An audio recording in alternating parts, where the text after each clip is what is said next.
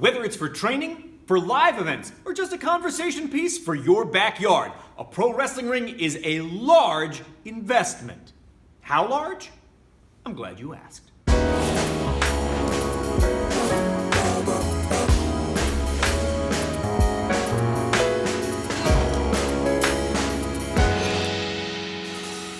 I'm Mike Quackenbush, and this is Till We Make It. If you are passionate about the craft of professional wrestling and you're never done learning all about it, then you have landed in the exact right place, my friend. Join the Till We Make It tribe. Subscribe down below so you never miss out, because here on my channel, I make videos for professional wrestlers at every stage of their career, even if they are just starting out. A basic Google search will lead you to various manufacturers of professional wrestling rings around the world, and you'll find options to have rings that are 12 by 12 all the way up to 20 by 20 made for you. But as a point of comparison today, we're going to talk about 18 footers. 2/3 of the world's rings are 18 by 18 in dimension, and because it is such a common size, that makes it an easy point of reference. So, how much does a pro wrestling ring cost? Well, that depends on the company you are ordering from and where in the world you happen to be. So, for example, here in the United States, the two biggest manufacturers of pro wrestling rings are High Spots and Monster Rings. High Spots are based out of North Carolina, and Monster Rings are based out of Kentucky. And if you end up ordering an 18-footer through High Spots, you're likely going to pay north of $5,000 US. The High Spots model ring is the most common type of ring you will come across in all of professional wrestling, in part because they are famed for their ease of assembly. And High Spots is also well regarded for their generally quick delivery. Monster Rings out of Kentucky is another viable and reputable alternative, and their pricing on 18-footers is a little less expensive, but still north of $4,000. I've never owned a ring from Monster Rings, but my friends who do brag about its durability, but have also lamented the long wait time on delivery. If you happen to be over in the UK, well, my friends over there recommend Wrestling Rings UK. An 18-footer from them will cost you upwards of 4,000 British pounds. They're based out of Swindon, which is all the way down in the south by Wales, if I'm not mistaken. And my friends over there who have rings from Wrestling Rings UK tell me that they love them. And just so we're clear, even though High Spots, Monster Rings, and Wrestling Rings UK represent some of the biggest manufacturers of wrestling rings out there, they are by no means the only options that you have. The first ring I ever bought myself, I got from former ECW wrestler 911 back in the year 2001. And it was an exceptionally well-made ring. I later sold it to a company in Ottawa, and as of about a year ago, that same ring was still in use up in Canada. Sidebar. Getting 20 years of use out of any professional wrestling ring is extremely uncommon.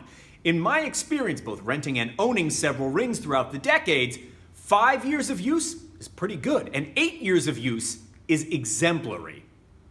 It's worth mentioning, there definitely are regions around the world where I couldn't name a reputable manufacturer of wrestling rings if I tried. I know of none in Africa. I know of none in South America.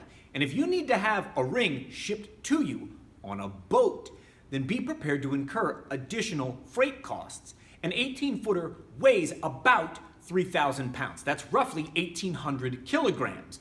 And shipping material that weighs 3,000 pounds across an ocean on a freighter costs a lot of money. So that's going to be above and beyond what you've paid for the ring itself. And if you don't have a company under contract to pick it up at the port and bring the ring to you, then you're going to need to be prepared to rent or hire a truck of your own, go to the port, and deal with the loading of it into your vehicle yourself. Heed this advice. If that is the case, you're going to take 3 of your friends with you to help you load the ring, because while it is humanly possible to do a ring load all by yourself, it is dodgy at best and extremely time-consuming. And every piece of a ring is somehow much heavier than you think it is. So, take my advice and take a team with you to the docks. A second sidebar, a note about trucks and rings. If you have to rent a truck to pick up or move a ring, go one size bigger than you think you need. Here's what I mean.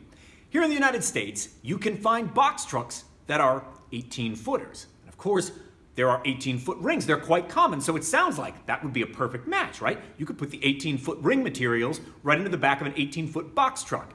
And I want you to know, this is decades of experience speaking, I have never seen that successfully done. Somehow it always goes wrong. The door can't be closed all the way, it never lines up exactly right. I've never seen an 18-foot ring put into an 18-foot box truck. Just go one size bigger than you think you need. So now that you have an idea what an 18-foot wrestling ring might cost you, and you're also aware of additional costs that could be incurred, like if you got to put yours on a freighter and send it across an ocean, you might be thinking, Mike, couldn't I find blueprints and build a ring myself? And I suppose there are two things I want to say on this topic. First, in preparation for this video, I did some basic searching around, and without much trouble, I found 6 different sets of free blueprints that claim they will teach you how to build a professional wrestling ring. And each of them made some pretty ridiculous claims, including one which said that you should fill the frame of your ring with spare tires to soften the bump. I looked over each of these, and I'm telling you, I would not recommend any of them to you because pro wrestling is dangerous enough, and to be doing it in a substandard ring only heightens the risk you are taking exponentially. And the second thing I want to share with you is a story from my own career. I've owned 5 different wrestling rings throughout the course of my career. As I mentioned, the first of them was made for me by 911. But a few years ago, I thought to myself, couldn't I amass all these raw materials on my own and maybe save a few bucks that way? And the answer to that is, yes, you can. I went about pricing out the lumber, pricing out the iron, all of those things, and I was able to save more than a couple $100. But here's the thing. What was not figured into that cost was hiring a welder to make the posts exactly the way they need to be for the frame of a wrestling ring. It did not include the cost of the trucks that I would have to rent to go and pick up these various raw materials from where they are housed, or the cost of having custom airline cable cut so that I could make the ropes that went around the ring. And by the time you added up all these additional costs, a welder and the custom cutting and the trucks and the blah, blah, blah, by the time you factored all of that in, the savings were almost negligible. In addition to which, I'm not an expert at making a wrestling ring. And, referring back to what I just said, wrestling is risky enough. To be doing it in a substandard ring only heightens the risk. And for what would have amounted to a negligible savings, I just decided it wasn't worth it. So I called down to High Spots, I got my friend Jeff on the phone, and 5 minutes later, I had ordered my ring. And 4 weeks later, they delivered it right to my facility. There is so much more to know about professional wrestling rings that I made another video about it, and it's appearing up here right now. So if you want to keep on learning, click on that video and get going.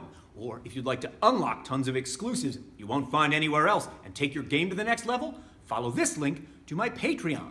We'd love to have you as part of our community.